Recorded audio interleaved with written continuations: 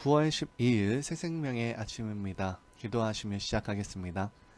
사랑의 하나님 아버지, 우리의 삶 속에서는 여전히 분열과 질투와 연약함들이 있습니다. 하나님을 사랑하고 이웃에 대한 관심을 갖기보다는 나의 생각과 마음으로 이웃들을 정죄하고 나의 생각으로 재단하려 합니다. 그러나 주님이 우리를 위하여 피 흘리시고 돌아가심으로 모든 죄를 용서하시며 우리를 주님의 머리로 한 교회와 지체로 연합하여 주심을 믿습니다. 다시 오늘을 살아갈 힘을 주시옵시고 주님의 뜻대로 하나됨을 지키며 영적인 가족으로서 서로를 위해 기도하며 다른 이웃을 우리 공동체로 보내주심을 함께 연합하여 힘쓰며 소망을 가지고 살아가게 하여 주시옵소서. 오늘도 주님이 우리의 모든 것임을 고백하며 예수님 이름으로 기도합니다. 아멘. 오늘 함께 보실 말씀은 사도행전 4장 32절부터 5장 11절까지의 말씀입니다. 믿는 무리가 한 마음과 한 뜻이 되어 모든 물건을 서로 통용하고 자기 재물을 조금이라도 자기 것이라 하는 이가 하나도 없더라. 사도들이 큰 권능으로 주 예수의 부활을 증언하니 무리가 큰 은혜를 받아 그 중에 가난한 사람이 없으니 이는 밭과 집 있는 자는 팔아 그 판 것의 값을 가져다가 사도들의 발 앞에 두매 그들이 각 사람의 필요를 따라 나누어 줌이라. 구브로에서 난 레위족 사람이 있으니 이름은 요셉이라. 사도들이 일컬어 바라바라 번역하면 위로의 아들이라 하니 그가 밭이 있음에 팔아 그 값을 가지고 사도들의 발 앞에 두니라. 아나니아라 하는 사람이 그의 아내 삽비라와 더불어 소유를 팔아 그 값에서 얼마를 감춤해 그 아내도 알더라. 얼마만 가져다가 사도들의 발 앞에 두니 베드로가 이르되 아나니아야, 어찌하여 사탄이 내 마음에 가득하여 내가 성령을 속이고 땅값의 얼마를 감추었느냐. 땅이 그대로 있을 때에는 내 땅이 아니며 판 후에도 내 마음대로 할 수가 없더냐. 어찌하여 이 일을 내 마음에 두었느냐. 사람에게 거짓말한 것이 아니요 하나님께로다. 아나니아가 이 말을 듣고 엎드려져 혼이 떠나니 이 일을 듣는 사람이 다 크게 두려워하더라.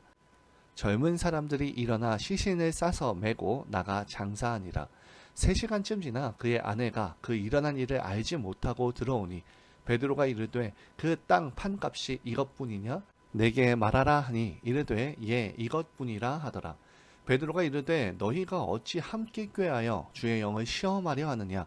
보라, 내 남편을 장사하고 오는 사람들의 발이 문 앞에 이르렀으니 또 너를 메어 나가리라 하니 곧 그가 베드로의 발 앞에 엎드려져 혼이 떠나는지라. 젊은 사람들이 들어와 죽은 것을 보고 메어다가 그의 남편 곁에 장사하니 온 교회와 이 일을 듣는 사람들이 다 크게 두려워하니라. 아멘. 오늘 본문으로 연합을 지키고 작은 누룩을 경계하라 라는 제목으로 말씀을 나누도록 하겠습니다.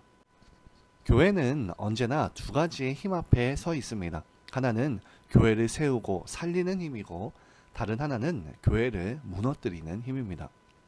초대교회는 그러한 두 힘의 균형 속에서 있었습니다.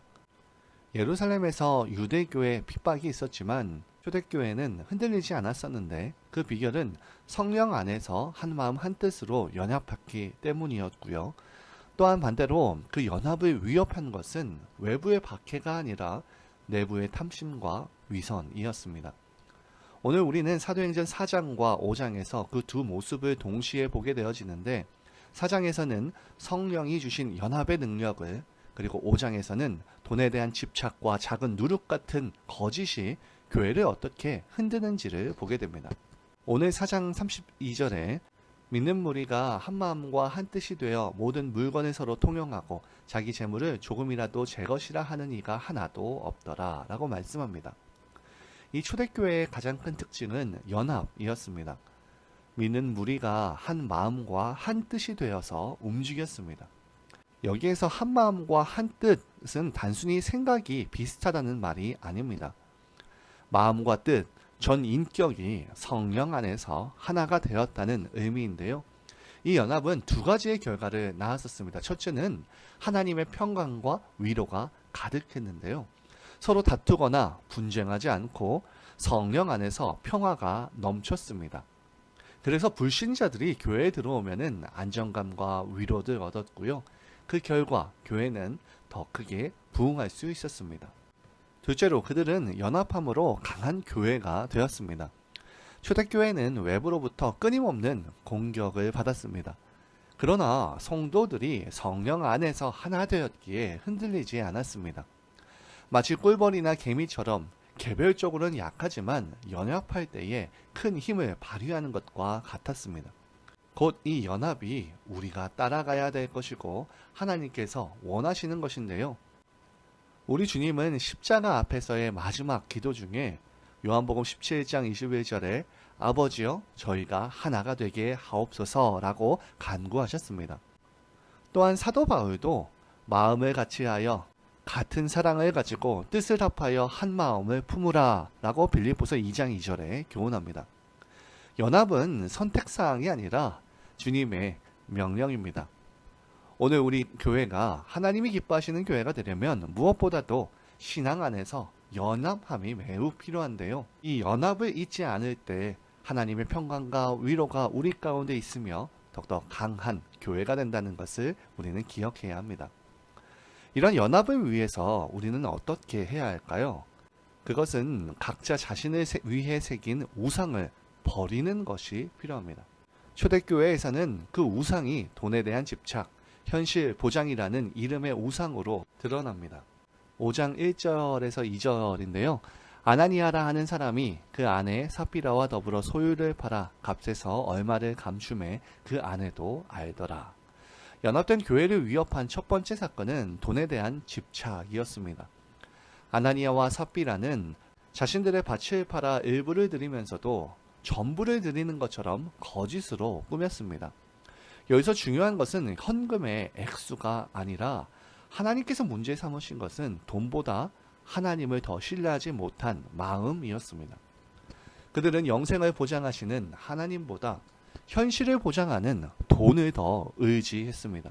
어찌 보면 하나님과 돈 둘 다 의지하게 됐던 것인데 마태복음 6장 24절에 한 사람이 두 주인을 섬기지 못할 것이니 혹 이를 미워하고 저를 사랑하거나 혹 이를 중히 여기고 저를 경히 여김이라 너희가 하나님과 재물을 겸하여 섬기지 못하느니라. 이 말씀에서 드러나듯이 그들은 결국 하나님보다 돈을 더 신뢰합니다. 영생을 보장하시는 하나님보다 현실을 보장하는 돈을 더 의지하는 것입니다. 돈은 현실의 편안함을 보장할 수 있지만 돈이 죽음을 막을 수는 없습니다. 곧 그들은 눈앞의 돈이 더 확실하다고 여겼고요. 돈에 대한 집착이 위선으로 거짓으로 이어집니다. 겉으로는 경건해 보이지만 속으로는 탐심에 사로잡혀 있었습니다.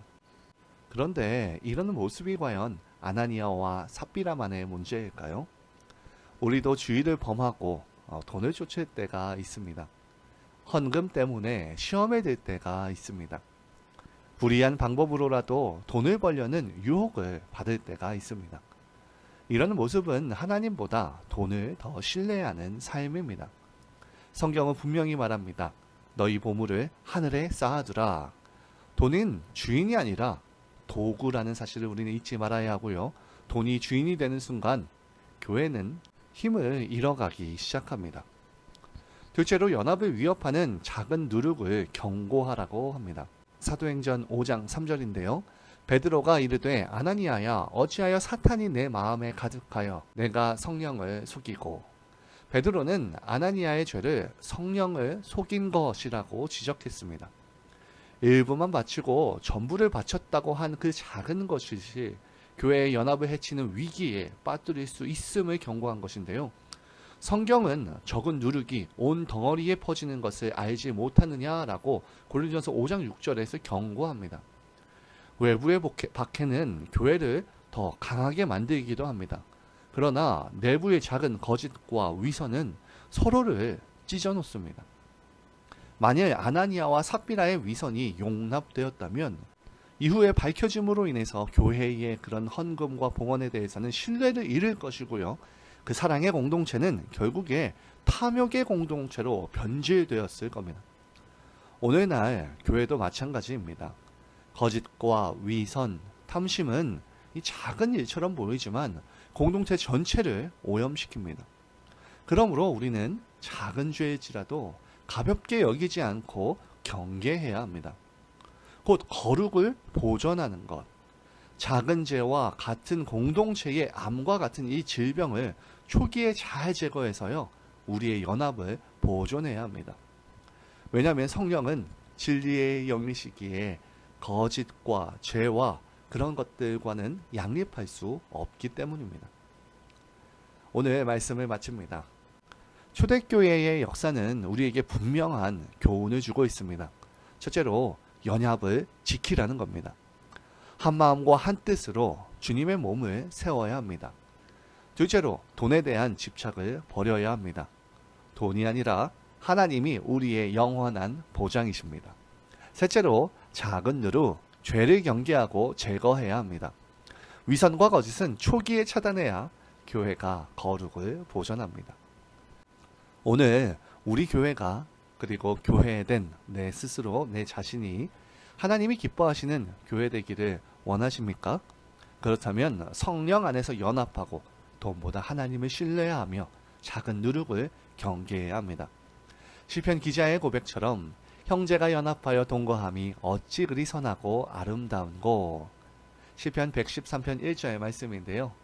이것이 우리의 이 땅에서 그리고 우리의 교회와 우리의 가정 그리고 내 삶에서 실천되어서 주님의 기쁨이 되는 저희 모두 되기를 진심으로 소망합니다. 이 시간 함께 공동의 기도 제목을 나누고 기도하기 원합니다. 먼저는 말씀을 생각하면서 기도하기 원하는데요.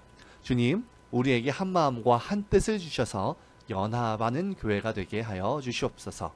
돈보다 하나님을 더 신뢰하며 작은 누룩 같은 거짓과 위선을 멀리하게 하여 주시옵소서.